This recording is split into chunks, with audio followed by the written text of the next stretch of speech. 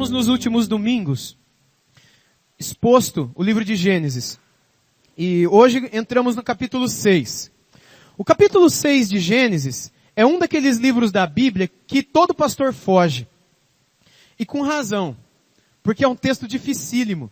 E quando você vai para os comentários bíblicos, onde você encontra os estudiosos, os eruditos, que não fazem outra coisa da vida, a não ser pesquisar, investigar, e vivem dentro de seminários, vivem dentro de seus escritórios, não é? Trabalhando e pesquisando, eles não pastoreiam, eles vivem da erudição, e são muito valiosos e importantes, porque eles nos ajudam a ter uma compreensão mais profunda do texto sagrado. Mas esse é um dos textos que, quando nós vamos aos estudos desses eruditos, desses scholars, né, o que nós encontramos é que eles se dividem na opinião deles, porque até para eles o texto é difícil. Bem, eu não pretendo facilitar o texto aqui hoje à noite, mas eu também gosto muito de estudar. E tenho estudado muito o livro de Gênesis. E esse capítulo aqui, eu estudei muito ele durante essa semana, para ter absoluta certeza daquilo que eu tenho para falar para vocês hoje à noite. Esse é um daqueles textos nos quais nós encontramos respostas diferentes, e dependendo da resposta que dermos, mudará a compreensão de todo o livro de Gênesis. Esse é um daqueles textos que podem trazer para nós tanto esclarecimento, quanto confusão absurdas, não é, com relação ao que nós entendemos com relação ao restante do livro de Gênesis, e até com relação a algumas coisas estranhas que acontecem na humanidade. Mas antes de satisfazer a curiosidade, ou já querendo satisfazer, vamos ler o texto de Gênesis capítulo 6, do verso 1 ao 22, e depois nós voltamos caminhando no texto, expondo verso a verso. Diz assim o capítulo 6 de Gênesis: Sucedeu que, quando os homens começaram a multiplicar-se na terra e lhe nasceram filhas, os filhos dos homens viram que as filhas dos homens eram bonitas, e dentre todas elas tomaram as que haviam escolhido. Verso 3. Então disse o Senhor: O meu espírito não permanecerá para sempre no homem, pois ele é carne. Os seus dias serão 120 anos. Naqueles dias, os Nefilins estavam na terra. E também depois, quando os filhos de Deus possuíram as filhas dos homens, as quais lhes deram filhos. Esses Nefilins, algumas Bíblias trazem gigantes, não é a mesma coisa. Eram valentes, os homens de renome da antiguidade. E o Senhor viu que a maldade do homem na terra era grande, e que toda a imaginação dos pensamentos de seu coração era continuamente má. Então, o Senhor arrependeu-se de haver feito o homem na terra, e isso lhe pesou no coração. E disse o Senhor: Destruirei da face da terra o homem que criei, tanto o homem como o gado, os animais que rastejam, e as aves do céu, pois me arrependo de havê-los feito. Noé, porém, encontrou graça aos olhos do Senhor. E estas são as gerações de Noé. Ele era um homem justo e íntegro em sua geração e andava com Deus. Noé gerou 3 filhos, Sem, Cã e Jafé. A terra, porém, estava corrompida diante de Deus e cheia de violência. E Deus viu a terra, e ela estava corrompida, pois a humanidade toda havia corrompido a sua conduta sobre a terra. Então Deus disse a Noé: O fim de toda a humanidade chegou diante de mim, pois a terra está cheia de violência dos homens. Eu os destruirei juntamente com a terra. Constrói uma arca de madeira de gofer. Faze compartimentos na arca e reveste-a com betume por dentro e por fora. Tu a farás desta maneira. O comprimento da arca será de 300 côvados, a sua largura de 50, a sua altura de 30. Farás na arca uma janela de 1 côvado de altura. Na sua lateral porás a porta da arca. Faze-a com andares, baixo, segundo e terceiro. Porque estou trazendo dilúvio sobre a terra, para destruir de debaixo do céu todo o ser em que há fôlego de vida, e tudo o que há na terra expirará. Mas estabelecerei contigo a minha aliança. Tu entrarás na arca, e contigo teus filhos, tua mulher e as mulheres de teus filhos. De tudo o que vive, de todos os seres, farás entrar na arca 2 de cada espécie, macho e fêmea, para os conservares vivos contigo. Das aves, segundo suas espécies, dos grandes animais, segundo suas espécies, de todo animal que rasteja pela terra, segundo as suas espécies. 2 de cada espécie virão a ti, para conservares com vida. Leva todo tipo de alimento, e armazena-o contigo, pois servirá de sustento para ti e para eles. Assim fez Noé, segundo tudo o que Deus lhe ordenara. Apenas até aqui. Meus irmãos, no verso 1 nós lemos que sucedeu que quando os homens começaram a multiplicar-se na terra, lhe nasceram filhas. Estas filhas são as filhas da geração de Caim, chamadas de filhos dos homens, na literatura aqui de Gênesis. E aqui eu começo o meu ponto para vocês, porque nós temos 2 gerações sendo apresentadas aqui em Gênesis 6. Uma geração, uma genealogia, uma família, digamos assim. Os judeus chamam isso de Toledot. A gente até tem o sobrenome Toledo. Alguém aqui é Toledo? Tem algum Toledo entre nós? Nenhum Toledo aqui, não é? Eu morei no seminário na época com 2 Toledos, não é? Um em um seminário, o outro no outro seminário. O sobrenome Toledo vem de uma palavra hebraica, Toledot, que significa geração. Geração no sentido de algo que começa e que possui consequências naturais. Como, por exemplo, Deus criou as árvores. Então houve a geração das árvores, que se multiplicam e que se reproduzem conforme as árvores assim o fazem, por meio da sua produção natural, por meio da maneira como as árvores e das plantas e as flores, se reproduzem biologicamente segundo a sua espécie. Deus também criou o gado, Deus criou as aves, Deus criou os peixes, os animais marinhos. E cada uma dessas gerações se perpetuam biologicamente mediante os meios de reprodução cabíveis dentro de cada espécie. E assim também a humanidade. A Bíblia então fala que Deus criou muitas gerações, mas no livro de Gênesis existem 2 que são famosas. E elas recebem os seguintes nomes. Uma é a geração dos filhos dos homens. E a outra, a geração dos filhos de Deus. Se você pegar esse termo, filho dos homens, em outros livros da Bíblia, às vezes significa outra coisa. Por exemplo, Jesus falou que ele era um filho do homem. E ele também falou que ele era filho de Deus. Se você pega o termo filhos de Deus nos Salmos, ou o filho de Deus, termo filhos de Deus, no livro de Jó, significa coisas diferentes. Então é isso que nós aprendemos quando a gente estuda na teologia, a gente estuda a palavra, e a gente se dedica ao estudo da doutrina, a gente aprende que a gente não pode interpretar a Bíblia do jeito que a gente quer.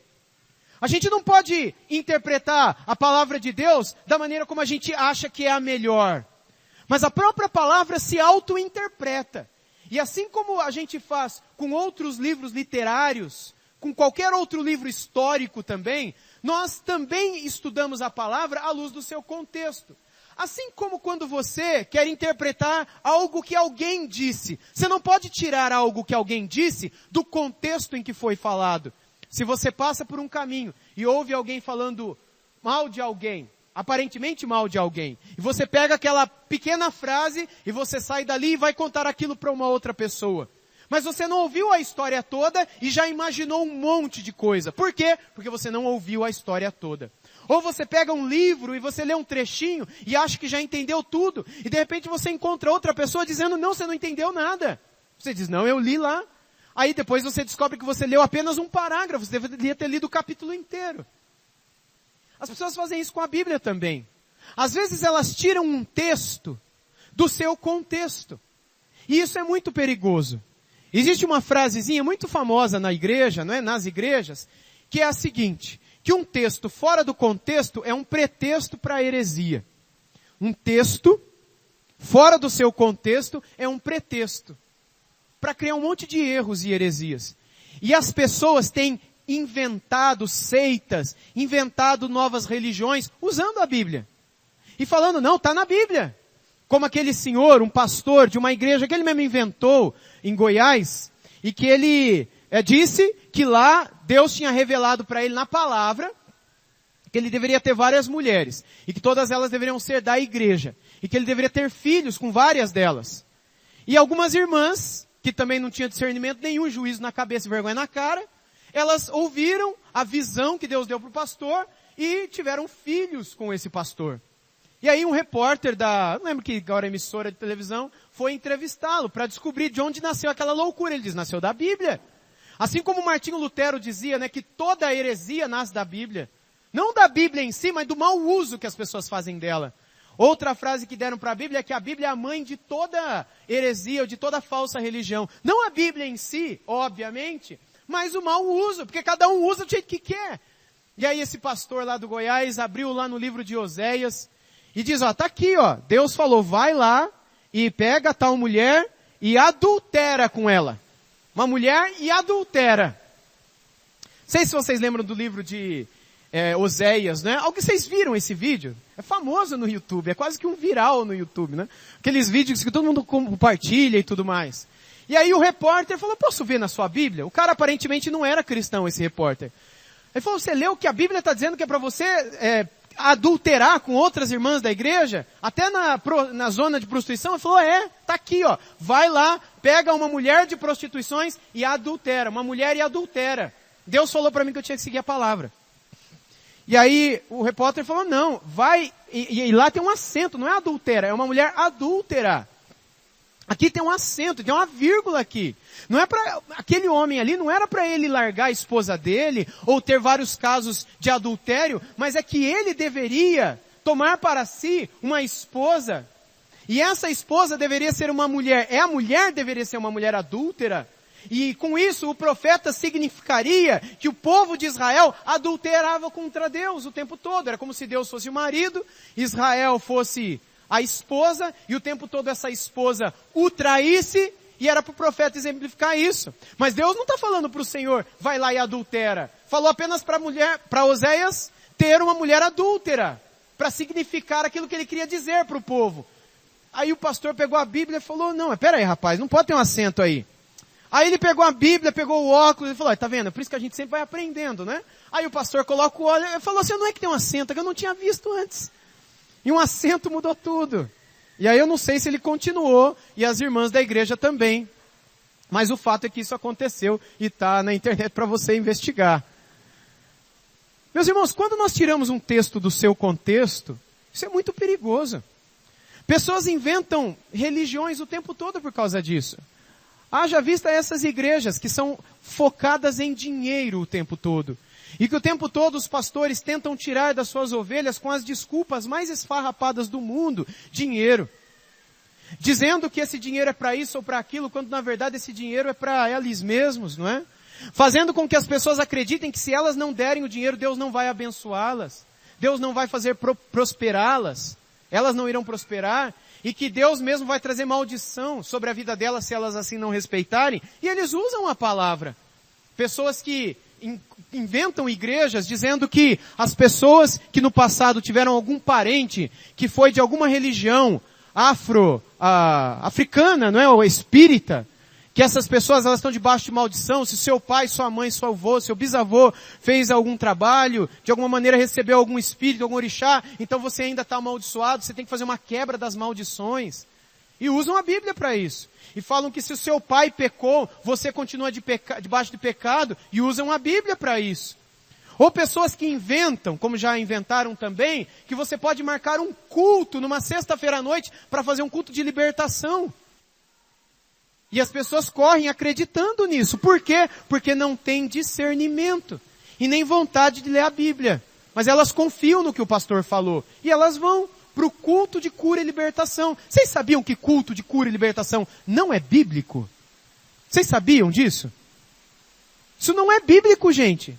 Vocês não veem nenhum apóstolo fazendo isso. Vocês não veem Jesus fazendo isso. E os profetas que também curavam, nenhum fazendo isso. Sabe por quê? Porque eles não sabiam o dia e a hora em que eles iriam curar. Era algo da soberania do Espírito. Mediante o momento, a hora, o lugar e as pessoas que ali estivessem. É antibíblico você marcar uma hora para libertar as pessoas. Não é bíblico você marcar um culto para curar as pessoas, porque você não domina o Espírito. Você não pode dizer quando o Espírito vai curar. Sexta-feira à noite. na rua Dorival Alves, número 39, Vila Xavier, Salão da Aldefa, esteja presente. O Aldair sabe entonar a voz melhor do que eu, né? Você esteja lá porque você vai receber, você não vai receber nada se o Espírito não estiver lá. E se o Espírito soberanamente não quiser, o pastor pode dar pulinho aqui no púlpito, pode dar soquinho no púlpito, o pastor pode fazer o que ele quiser. Se o Espírito não estiver aqui, você não será abençoado, não será curado. E eu não domino o Espírito me domina. Eu não digo quando o Espírito vai curar, é Ele que cuida e dirige e faz a obra na sua igreja. Mas homens inventam igrejas com essas coisas. E outras, eu poderia continuar discorrendo aqui de igrejas que têm sido inventadas, recentemente inclusive, enfatizando as ciências, que você, segundo a Bíblia, você deve buscar as ciências como meio de libertação e sabedoria. Outros que dizem que você deve buscar alguma coisa extraterrestre, e aí nasce o teísmo ufólogo ou a ufologia teísta, de que talvez os anjos na Bíblia sejam extraterrestres, e aí nasce igrejas por conta disso. Tem gente que gosta, como aquelas igrejas eles falam liberais, mas do meu ponto de vista são libertinas, onde tudo pode, tudo é possível, tudo está liberado, pecado não existe e inferno é invenção. E eles usam a Bíblia. E é por isso que as pessoas vêm. Porque elas veem o pastor com a Bíblia debaixo do braço, elas confiam. Elas acreditam que ali vai alguma coisa de Deus. E elas não vão atrás, elas não leem.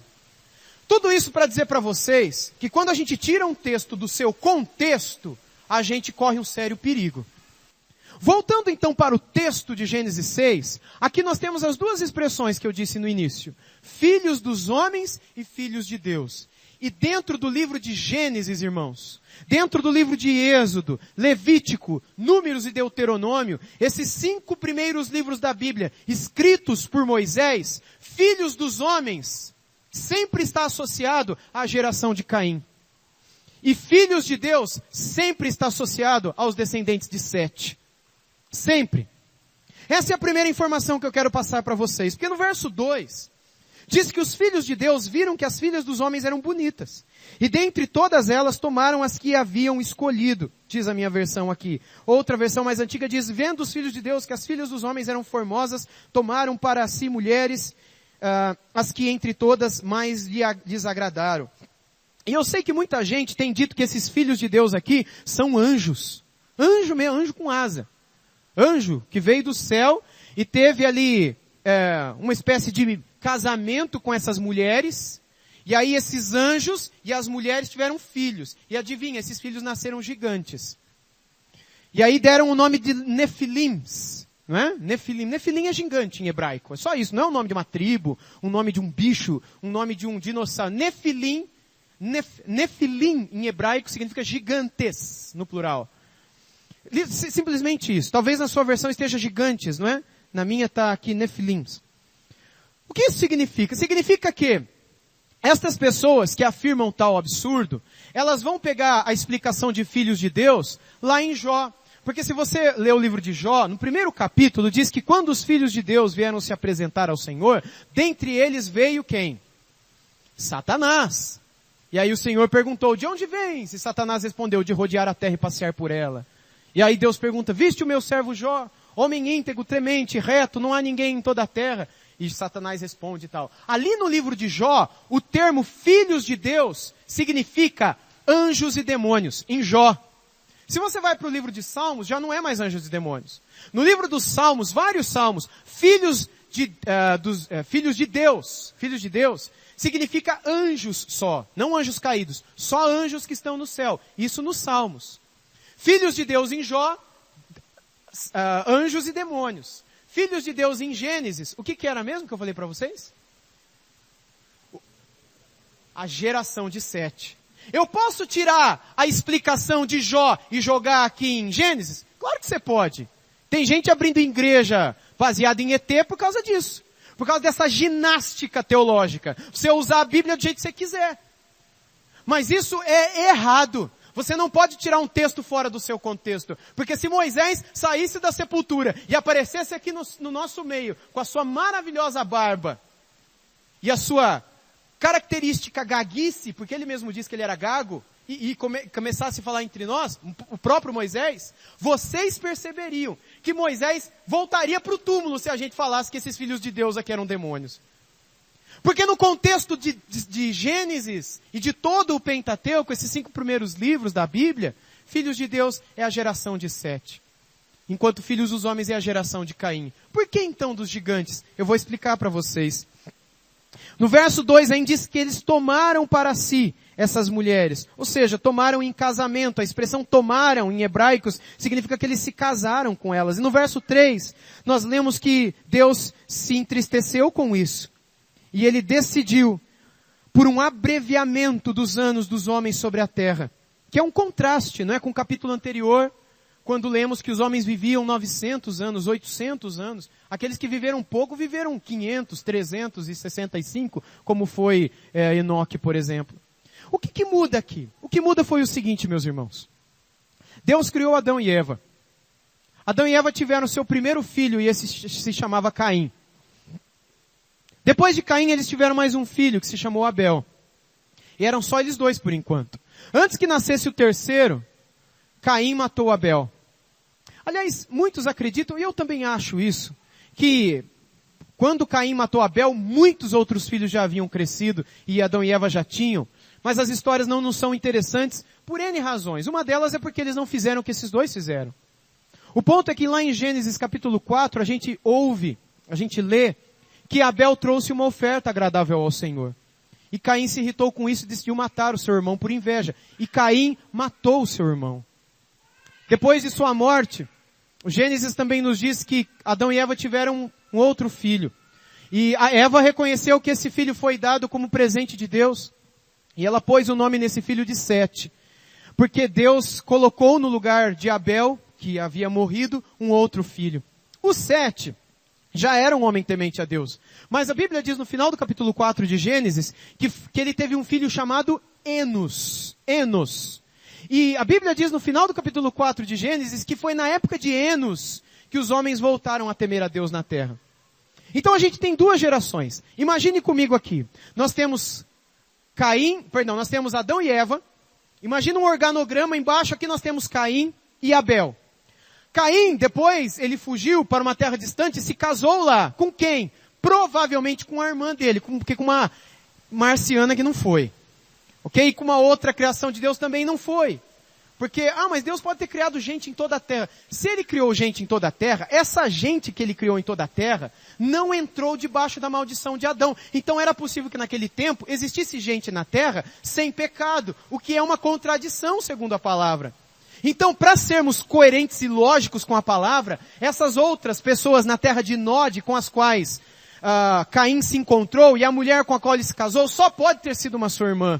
Outras filhas e filhos de Adão e Eva. Aí ali ele construiu uma família e uma geração, chamada de filhos dos homens no livro de Gênesis. Por outro lado, a gente tem um Abel que morreu, aí teve Sete, Enos, e aí eles foram tendo um monte de filhos, que foi uma geração.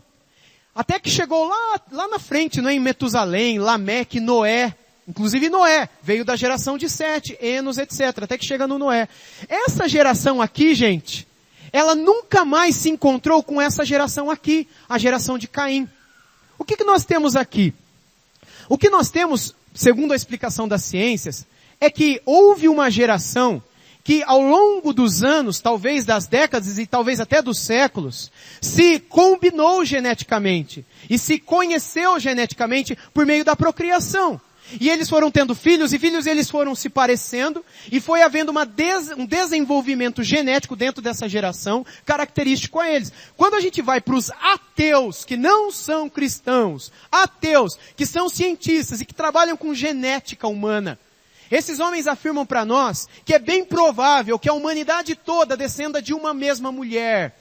E eles afirmam que essa mulher talvez teria vindo da África, do norte, da região norte da África. Até dá um nome para ela que me fugiu agora. Como? Lúcia. É Lúcia? Lúcia, é isso, né? Como sendo a primeira mulher, a mãe de toda a humanidade. A Bíblia já fala isso há pelo menos 3.500 anos, mas os caras estão desconfiando disso há algumas décadas agora. Mas tudo bem, eles são devagar mesmo. Mas há pouco tempo começaram a desconfiar disso. Talvez aquilo que a Bíblia já fala, mais de 3.000 anos, talvez seja verdadeiro. O que esses homens dizem? Dizem que no começo, a humanidade provavelmente cresceu por meio da procriação de irmão com irmão, porque não tinha outras pessoas. E aí então a coisa foi crescendo tanto, e grupos de famílias foram para lugares distintos, e deu-se origem às etnias que hoje vemos. A etnia dos japoneses, a etnia dos alemães, a etnia dos negros, a etnia dos... enfim, etc. Você entendeu o que eu quero dizer? Não são raças, porque raça só tem uma. Raça humana. Não tem raça do negro, raça do alemão, raça do japonês. Raça é só uma, é raça humana. Agora, existem etnias diferentes entre nós. Por que existem essas etnias? Alguns naturalistas, e mesmo os naturalistas, os evolucionistas, eles dirão que essas etnias, elas brotam de uma mesma pessoa, de um mesmo casal. Não é interessante que a Bíblia fala a mesma coisa? Mas que, em um momento, ao longo de milhões de anos, aí eles já... mas tudo bem. São eles que dizem. Ao longo de milhões e milhões de anos, um grupinho lá de irmãos, que vieram daquela primeira mulher, foi lá para o extremo oriente. Um outro grupinho de irmãos foi lá para o norte da Europa. Um outro grupinho de irmãos foi para o sul para o centro da África. E aí eles começaram a crescer, não é? E a se reproduzirem. E aí depois de um tempo, essas etnias começaram a se encontrar. E começaram a ter filhos entre elas. O que aconteceu nesse tempo? Aconteceram aberrações. Aconteceu aquilo que pode acontecer ainda hoje, quando algumas pessoas que se casam têm problemas genéticos, têm incompatibilidade genética. Por exemplo, a gente sabe hoje que um irmão não pode casar com uma irmã. E alguns outros casos também. Ou mesmo alguns que têm o mesmo tipo de sangue ou coisa assim, precisa fazer algumas coisas. Eu não entendo direito disso. Mas precisam se conhecer geneticamente antes de ter o seu primeiro filho, para entender se podem tê-los mesmo, não é? Ou se tem que fazer algum tratamento especial para não ter algum problema na hora da formação genética, ou do DNA, do código genético que vai ali trazer para a criança. Quando isso acontece na Bíblia, a Bíblia não dá esses detalhes todos, porque a Bíblia não é um livro científico. Como a Bíblia não pretende ser um manual de genética, ou de biologia, ou de história da reprodução humana, a Bíblia não dá detalhes. Ela só fala que houve uma geração, um grupinho de irmãos. E esses são chamados de filhos dos homens na Bíblia. E são a geração de Caim. E há um outro grupo que são chamados de filhos de Deus, que são os descendentes de Enos, de Sete e Enos. Que é o grupo de pessoas na face da terra, depois de Adão, que adorava e temia a Deus. Enoque é um deles, que inclusive foi arrebatado com 365 anos de idade, num tempo em que todo mundo vivia mais de 900. Ele foi um adolescente para o céu, um jovenzinho para o céu. E ele era um homem temente a Deus, porque estava nessa geração dos chamados filhos de Deus. Houve um tempo, então, segundo Gênesis 6, há milhares de anos, quando essa geração de Caim se encontrou com a geração de Sete. E curiosamente, eles se casaram, e quando isso aconteceu, há uma aberração, digamos assim. Porque os filhos que eles têm, a carga genética de um estava bem definida, do outro também. Quando eles se encontram, eles têm filhos que são diferentes de tudo que se conhecia até então. E os hebreus chamaram isso de nefilins, que seriam gigantes. Homens com uma espécie de gigantismo, ou de alguma deformação do seu tamanho, do seu rosto, dos seus braços. Estes homens, quando eles tiveram, por que Deus se entristeceu com isso? E a razão é muito simples. A razão é porque, dentro dessa geração de homens tementes a Deus, como eu preguei já alguns domingos atrás, não deveria haver casamento com gerações de pessoas que não temiam a Deus. Porque naquela geração dos que não temiam a Deus, as pessoas que viviam muito tempo, também pecavam por muito tempo. E quanto mais nós vivemos, mais nós aprendemos como enganar, mais nós aprendemos como trapacear, mais como desobedecer, mais como mentir. Você imagine num tempo onde você poderia viver 900 anos, a capacidade que você teria para fazer coisa errada, a capacidade que você teria para inventar meios de trapaça, engano e pecado. E imagine num tempo quando havia uma geração que temia ao Senhor, e de repente essa geração, que era a única na terra, se envolve com essa outra geração que não temia. Isso trouxe tristeza ao Senhor. E aqui então no verso 3 é que a gente já vê a decisão do Senhor de abreviar os anos dos homens sobre a terra.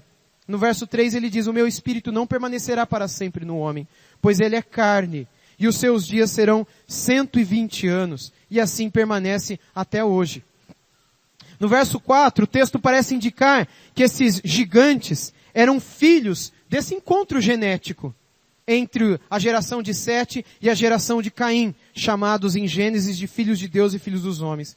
A gente não sabe muito sobre eles, sobre os gigantes, né? Sobre os nefilins. E senão que eles eram fisicamente diferentes, maiores, mais fortes. No verso 5 diz que o Senhor viu que a maldade no homem na terra era grande também, e que toda a imaginação dos pensamentos de seu coração era continuamente má. Ou seja, mesmo o Senhor freando a idade dos seres humanos, a sua capacidade de pecar ainda era tão grande, que no verso 6, chega a falar da tristeza de Deus com a criação do homem. Diz, então o Senhor se arrependeu de haver feito o homem na terra, e isso lhe pesou no coração. A palavra aqui é se arrependeu. Eu imagino que todas as versões aqui está se arrependeu. E tem muita gente que aqui também, esse é o segundo problema do texto, viu? Talvez mais difícil ainda do que o primeiro. O primeiro, que os comentaristas se dividem, era anjo ou era homem que teve relações com as filhas aqui dos homens e nasceram gigantes. Aí tem um grupo que fala, não, isso aqui eram anjos e tal. Tem outros hoje que falam, não eram anjos, eram extraterrestres. Abduziram essas mulheres aqui, filhas de Sete, né? Tiveram filhos com elas, e aí nasceram desse encontro genético entre anjos ou ET e homem, nasceu o gigante. E Senhor dos Anéis é mais interessante do que isso. Além de ser um abuso e um absurdo com a palavra de Deus. Não é bíblico isso, gente. Não é bíblico isso. O texto não está falando de ET e não está falando de anjo. O texto está falando da descendência de Sete. Espero ter ficado claro isso aqui. Mas aí no versículo 7, a gente tem um problema pior aí no versículo 6 e 7. Porque o texto diz que Deus se arrependeu. Agora, uma pergunta que eu faço a vocês é, Deus pode se arrepender de alguma coisa? Quem é que se arrepende? Se arrepende aquele que não é capaz de prever. E quando algo não sai bem, coloca a mão na cabeça e diz, puxa, não saiu como eu imaginava. Olha, se arrependimento matasse, né? Eu estou arrependido. Não deveria ter feito isso. Fiz alguma coisa que não deveria. Arrependimento tem a ver com conversão. Arrependimento tem até mesmo a ver com pecado. Mas o texto diz que Deus se arrependeu. Será que isso está certo? Não, isso não está certo. E infelizmente as traduções que a gente tem em português, nenhuma delas traduz o texto corretamente. A palavra hebraica aqui é a palavra entristecer-se. Não não existe nenhuma palavra em hebraico para arrepender-se, né? A palavra aqui é a palavra naham. E a palavra naham, dependendo do tempo e da formação dela na língua hebraica, ela pode estar tanto numa intensidade forte quanto numa intensidade branda. Tem alguns alunos de hebraico aqui, talvez, espero eu, eles se lembram do que eu estou dizendo. Na língua portuguesa nós não temos isso, mas na língua hebraica existem intensidades nas vozes verbais. Se você diz algo em determinado verbo, em determinada força, você quer dizer que alguma coisa foi feita com força. Ou você tem como dizer isso de uma forma branda. Por exemplo, em hebraico, existe uma palavra para passar ou limpar, não é? Quando você pega essa palavra limpar em hebraico nessa voz mais forte, você quer dizer que a coisa não é limpada, ela foi esfregada. Esfregada com toda a força. Quando você não quer dizer que foi esfregada, você usa uma outra voz na língua hebraica. Isso quer dizer que ela foi acariciada ou limpada com toda a calma e paciência, como que um cristal, um copo de cristal. Quando o texto, para esse verbo entristecer-se em hebraico é usado, é o tempo mais passivo. Não é o termo mais forte. Se fosse forte, poderia ser traduzido no Ritpael, seria traduzido como arrependeu-se de fato. Porque seria a forma forte do verbo. Mas não é assim que está aqui. Aliás, não é assim que está em nenhuma vez quando a Bíblia diz e Deus se arrependeu. Em todas as vezes a forma é mais branda, é suave, é naquilo que nós chamamos de nifil na língua hebraica.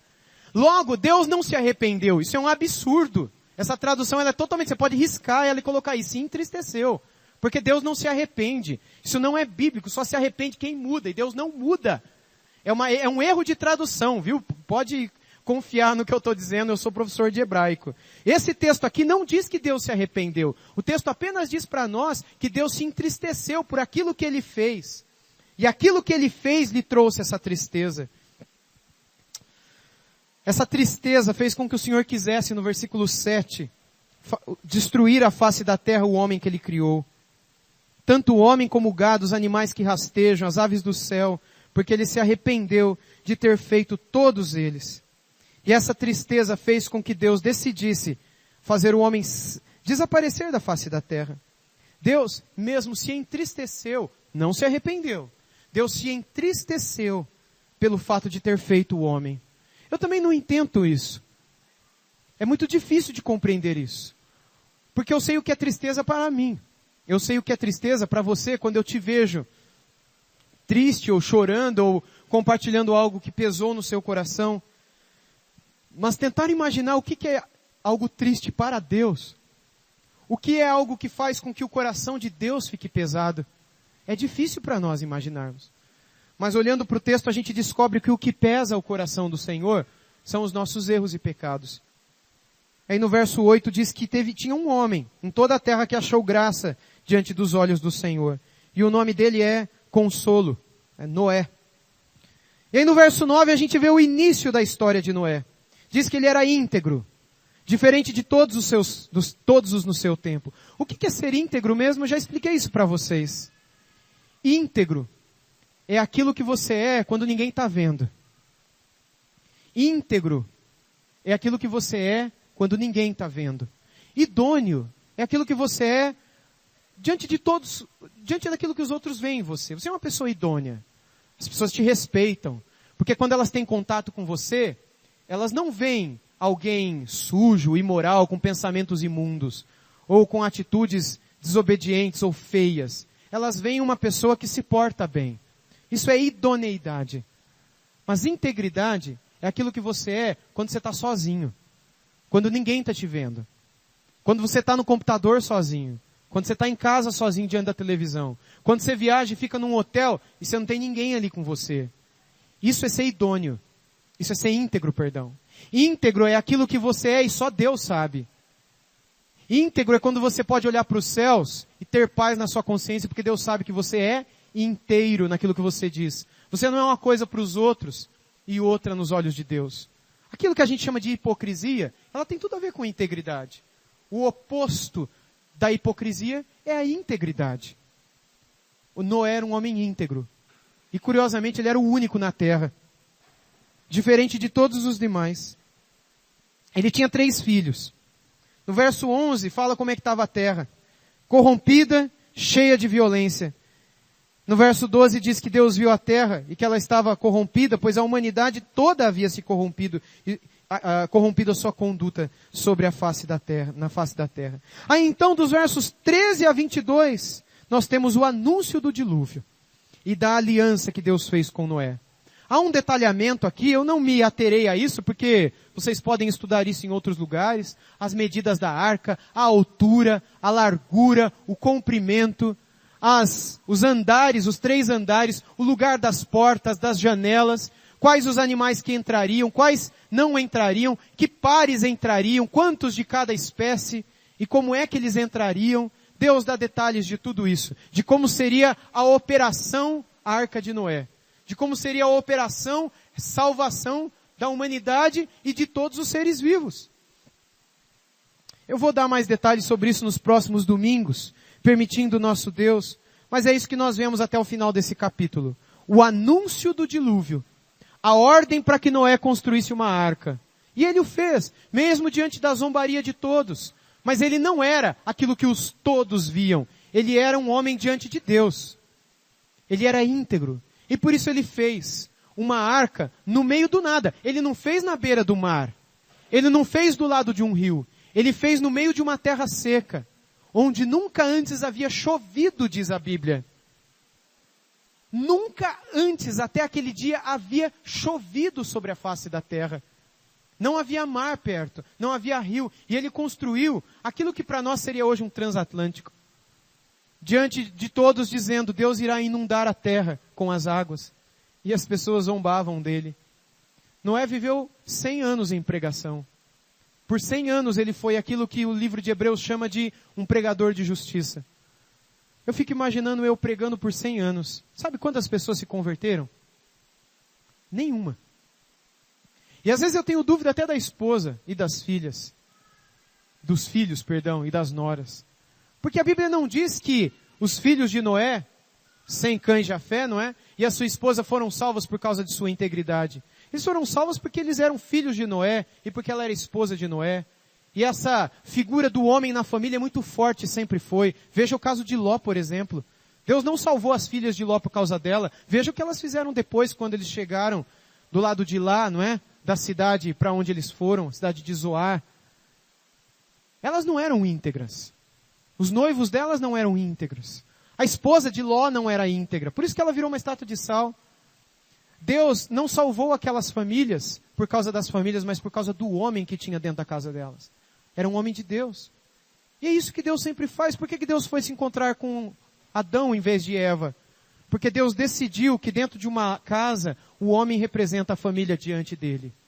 O homem presta contas diante dele. E se temos um homem de Deus dentro de casa, nós temos ali uma casa que vai bem.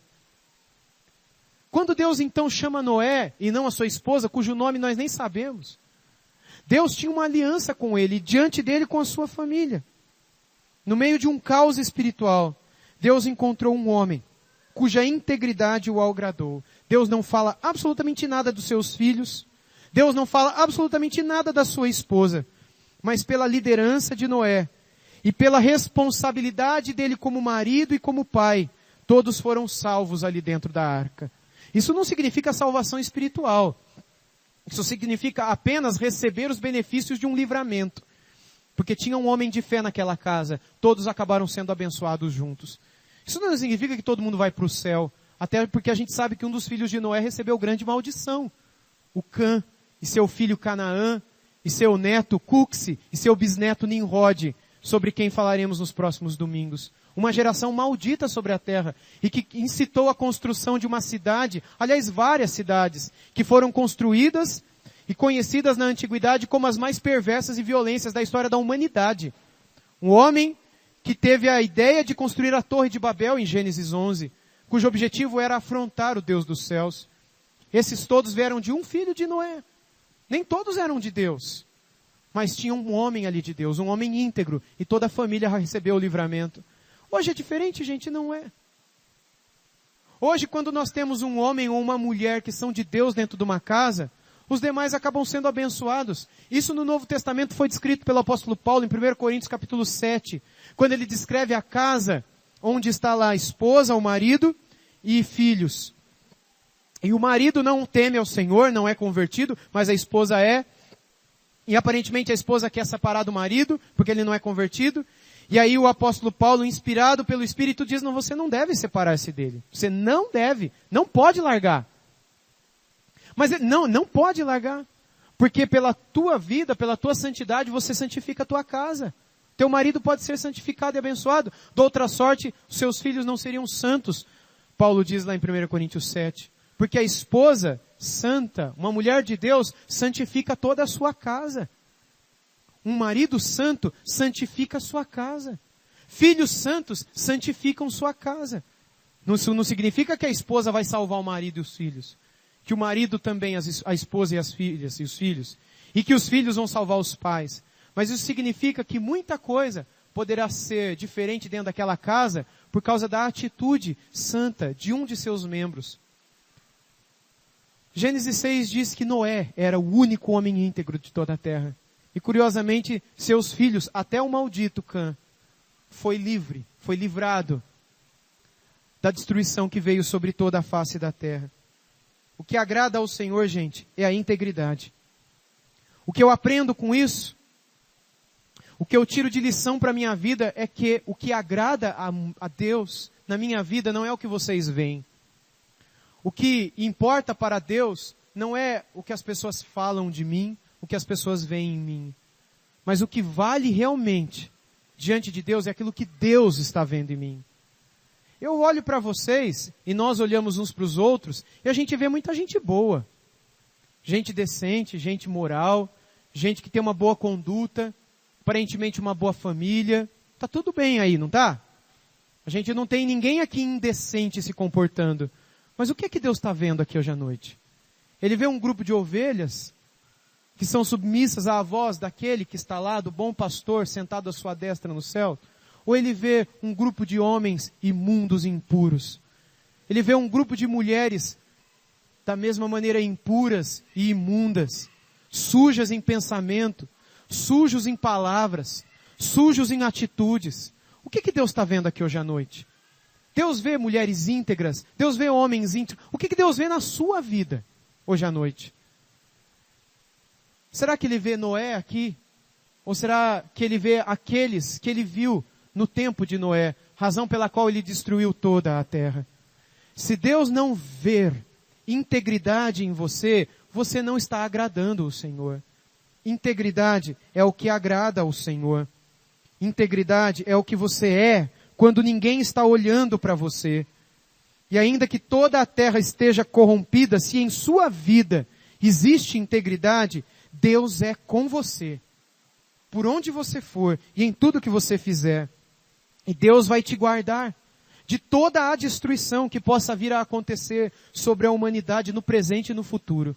Mas se você não é alguém íntegro diante de Deus, o teu dia está guardado e a tua destruição já está preparada. Porque a tua hipocrisia terá um fim. Mas habitarão com o Senhor aqueles que são puros de coração. E esses são os bem-aventurados de Mateus 5. Bem-aventurados os puros de coração, Mateus 5, verso 8. Porque eles verão a Deus. E os que não são puros de coração? Resposta, eles não verão a Deus, senão de longe no dia do juízo. A hipocrisia terá um fim. E muitos chegarão lá idôneos, éticos diante dos outros, né? Aparentemente de bom comportamento, de boa índole, de boa moral, homens de respeito, mulheres que eram bem faladas na vizinhança, no condomínio, no meio dos parentes, todo mundo falava bem. Todo mundo olhava e falava, olha que exemplo de homem, olha que exemplo de mãe, olha que exemplo de filho, olha que exemplo de namoro, porque na frente dos outros é um exemplo o namoro. Mas o que é que Deus vai falar de você quando você estiver na frente dele? É isso que importa, gente. É isso que agrada a Deus. Só Noé foi salvo, porque ele era íntegro. Ele era o que ele era quando todo mundo estava vendo e quando ninguém estava olhando. Quando o mundo estava ouvindo e quando ninguém estava ouvindo. Noé era um homem íntegro. E você deve ser alguém que também anda dessa maneira. Ainda que toda a terra esteja corrompida e que todo o mundo ande em falsidade e hipocrisia, o convite da palavra do Senhor é que você seja diferente. Você seja íntegro, para que Deus seja com você, te guardando da destruição presente e da destruição que em breve virá sobre toda a humanidade. Estão seguras nas mãos de Deus apenas as pessoas íntegras. São estas as únicas pessoas que agradam a Deus. Só tem uma pessoa que agrada a Deus. É o íntegro. Não é quem canta louvores. Não é quem prega a palavra. Não é quem sai para fazer missões e evangelismo. Não é quem dá aula para as crianças. Não é para quem agrada ao Senhor é o íntegro. O resto pode ter sido o que foi nesta terra. Vão tudo para o inferno. Vão todos para o inferno. Com carteirinha de membro de igreja e tudo. Com histórico de investimento em missões e tudo. Com milhares de esboços de sermão no paletó e tudo. Gente que viveu para a igreja, mas se não foram íntegros, vão para o inferno. Deus procura homens como Noé. Eu fico imaginando também, no tempo de Noé, a gente não vive um tempo como o de Noé, viu gente? A gente vive um tempo melhor. Aliás, Jesus falou que quando a humanidade chegasse a estar na mesma situação em que estava a humanidade nos dias de Noé, Jesus volta. Isso é sinal que a gente não chegou a tal ponto de perversidão ainda. Mas naquele dia eu fico imaginando Deus olhando para toda a terra. Imagina Deus olhando para os povos que viviam aqui nessa região. Imagina Deus olhando para os povos que viviam em toda a Europa, em toda a África, em toda a Ásia, em toda a América do Norte. Imagina Deus olhando para todas as milhões, talvez bilhões de pessoas. Ninguém agradava ao Senhor. Não havia um íntegro, todos eram falsos. Agora, não é que eles saíam se matando, não é que eles saíam fazendo imoralidade no meio da rua. Era tudo gente boa. Era tudo gente boa, que nem a gente é hoje também. Não tinha diferença. E olha que a Bíblia fala que eles eram um pouco piores do que a gente. Mas tinha só um homem que era íntegro. Quantos íntegros Deus encontraria hoje à noite aqui? Quem poderia levantar a mão? Não precisa levantar. Mas você teria coragem de levantar a mão se eu pedisse? Para levantar aquele que é aqui, a mesma pessoa, na frente da esposa e longe dela? Que é a mesma pessoa na frente do marido e longe dele?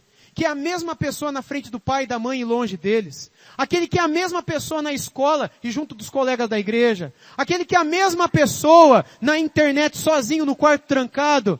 E quando está todo mundo lá na internet do seu lado. Você é a mesma pessoa sempre. Se você é, você seria um desses que Deus livraria de um dilúvio que destruísse toda a humanidade. Agora, se você não é esse tipo de pessoa, se você vê coisas no seu celular que você não veria mais do lado de ninguém, se você vê coisas na internet que você não veria do lado de ninguém, se você assistir coisas na televisão que você teria vergonha de assistir do lado da sua mãe, se você faz coisas longe das pessoas a quem você ama e que você jamais teria de coragem de fazer perto de quem ama você, você não é alguém íntegro ainda. E você não será salvo da destruição futura. Mas bem-aventurados os puros de coração, os íntegros, porque são esses que verão a Deus. Você começa a entender por que o caminho é pequeno? Por que Jesus falou que a estrada é estreita e que são poucos que acertam com ela? Você entendeu por que Jesus falou que vai ter muita gente dizendo Senhor, Senhor? E ele vai dizer o quê? Eu nunca conheci vocês. Eles vão dizer, não, mas a gente curou, a gente expulsou demônios, a gente profetizou.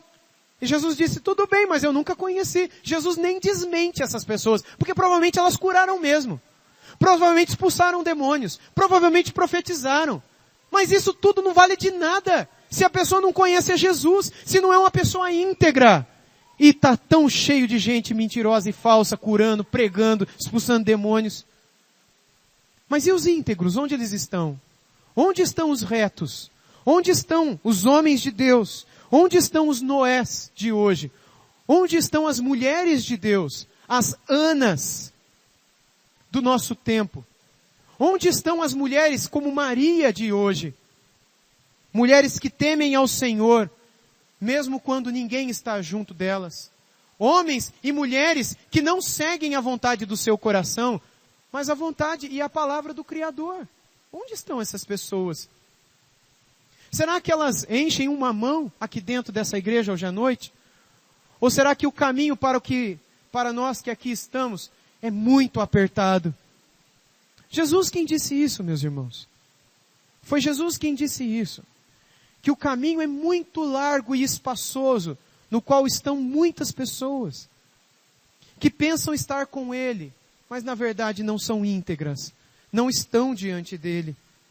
As únicas pessoas que agradam são os íntegros. Isso significa que quem não é íntegro não tem uma boa conduta aos olhos de Deus. Pessoas podem ser irrepreensíveis aos olhos dos homens, mas se não forem íntegras aos olhos de Deus, elas estão perdidas. Deus se importa com o nosso coração. E nós devemos começar a nos importar também. Às vezes você se importa tanto com a sua roupa, com o seu cabelo, com o carro. Você se importa tanto com o perfume. Você se importa tanto com o que os outros estão vendo e falando. Com a profissão que você vai ter, com a escola, o lugar que você vai trabalhar, o que os outros vão falar, onde você vai morar. E você deixa de se preocupar com o que Deus está vendo no seu coração. Você vai morrer. Você vai morrer. E você não sabe se vai ser rápido ou não. Eu espero que demore. Ou não, não sei. Mas você sabe que você vai morrer. E ninguém vai querer saber do que profissão você tinha, que perfume você comprava, ou que roupa você usava. Ninguém vai se lembrar disso. Mas se você foi uma mulher íntegra, as pessoas falarão de você por muitos anos. Por muitos anos.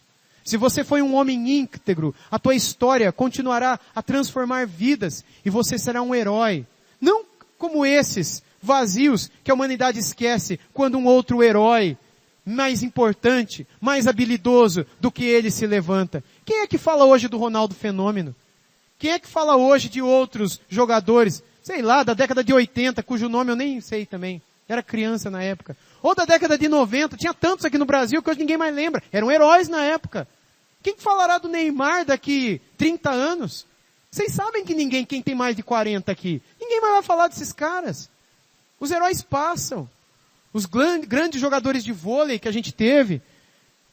Eu sou capaz de dizer, alguns aqui da minha cabeça, né, que hoje quando eu olho, tô tudo velhinho já. Velhinho assim, né? Uns 40 e pouco, 50. Não é velho, né? Não, não é velho, lógico que não. Mas já não jogam mais nada. Mas eram grandes heróis. Meus irmãos, a nossa vida passa. E o que fica é se formos pessoas íntegras, com histórias que servirão para mudar a vida dos outros, mesmo quando a gente não estiver mais aqui. Eles olharão para a nossa pegada. Eles vão olhar para a trilha que a gente abriu no meio do mato. E eles vão lembrar da gente e vão pensar, eu vou querer andar do jeito que aquele cara andou, por aquele caminho, pelo caminho que aquela mulher viveu. Ela já morreu faz tempo, mas eu me lembro como era a vida dela com o marido. Eu me lembro como é que era a vida dela com os filhos. E eu quero viver do mesmo jeito. Eu quero seguir essas pegadas. Eu quero seguir esse exemplo. Eu quero ter um dia esse testemunho. Eu quero ser uma pessoa íntegra também. Quando a gente vive uma vida dupla, ou seja, uma vida para os de fora e outra completamente diferente dentro do nosso coração, a gente entristece ao Senhor. Aí vem a palavrinha Naham. Não é que Deus se arrependeu de você, ter feito você. Nossa, se eu tivesse pensado, não tinha deixado o Leandro nascer. Se eu tivesse pensado, não deveria deixar a Mariana nascer. Devia ter pensado melhor antes de deixar a Raquel nascer, o Daniel nascer. Não é esse tipo de arrependimento. O que Deus diz aqui é que Ele pode não se arrepender, porque Deus não se arrepende, mas Ele pode se entristecer. Não com o dia em que o Júnior nasceu, mas Ele pode se entristecer com a vida que o Júnior está vivendo. O que entristece ao Senhor não é se nós nascemos ou não, se fomos criados ou não. Mas o que entristece ao Senhor é a maneira, e é o que nós fazemos com a vida que Ele nos deu. O que nós fazemos com os olhos que Ele nos deu. O que nós fazemos com os dedos que Ele nos deu. Com a língua que Ele nos deu. Com a família que Ele nos deu. É isso que entristece ou não o Senhor. Mas quando nós buscamos a integridade, gente, quando você e eu buscamos ser íntegros no trabalho, a gente é a mesma coisa no trabalho e fora dele. Quando a gente busca a integridade no casamento, a gente é o mesmo dentro de casa e fora dela. Quando a gente busca a integridade na honra devida aos nossos pais, a gente é a mesma coisa junto dele e longe deles. Quando a gente é íntegro na obra de Deus, com os dons que Ele nos deu, então a integridade é o que agrada ao Senhor. O que mais nós precisamos pedir a Ele é que Ele nos dê um coração disposto a obedecer. Um coração contrito. Um coração sincero. E que deseja profundamente, por mais que tenhamos lutas para isso, mas um coração que deseja agradar a Deus no oculto da nossa vida. Um coração que deseja agradar a Deus no escondido dos nossos dias. Um coração que deseja agradar a Deus quando a gente estiver sozinho, quando ninguém estiver olhando. Quando ninguém estiver olhando e a gente ainda estiver levantando a mão para cantar. Quando ninguém estiver olhando e a gente ainda estiver sentando para cantar, levantando para cantar, dobrando o joelho para orar, sem ninguém olhar. Quando ninguém nos pedir, vamos abrir a Bíblia no livro dos Salmos, e a gente vai lá e abre. Quando ninguém estiver olhando e a gente tiver prazer em buscar, isso fará de você e de mim pessoas íntegras, pessoas que serão livres da destruição futura. Irmãos e irmãs, busquemos ao Senhor enquanto a gente pode achá-lo. Busquemos ao Senhor enquanto a gente pode achá-lo. Vamos orar. Senhor, obrigado pela Tua paciência e pela Tua misericórdia. Sabemos que se dependesse de nós, das nossas vidas, das nossas escolhas, a gente já teria sido destruído há muito tempo. Mas o Senhor é paciente. O Senhor é bondoso. O Senhor é compassivo. E o Senhor tem nos ensinado os seus caminhos. Obrigado porque nesses caminhos nós temos aprendido como voltar para Ti, arrependidos e desejosos de termos um coração transformado. Senhor, toma o nosso coração nas Tuas mãos. Transforma a nossa vida, nossos olhos, nossas mãos, nossa boca, o nosso comportamento, para que a gente não seja diferente daquilo que a gente é quando a gente está contigo. Para que a gente não seja uma pessoa com os outros lá fora e outra pessoa com os nossos irmãos aqui dentro. Para que a gente não tenha uma vida cristã e uma vida secular. Não deixa que seja assim, Senhor. Nos ajuda a sermos íntegros. Nos ajude a não termos uma vida dupla. Ajude-nos, ó Deus, a termos caráter, a termos postura, a sermos o que decidimos ser um dia.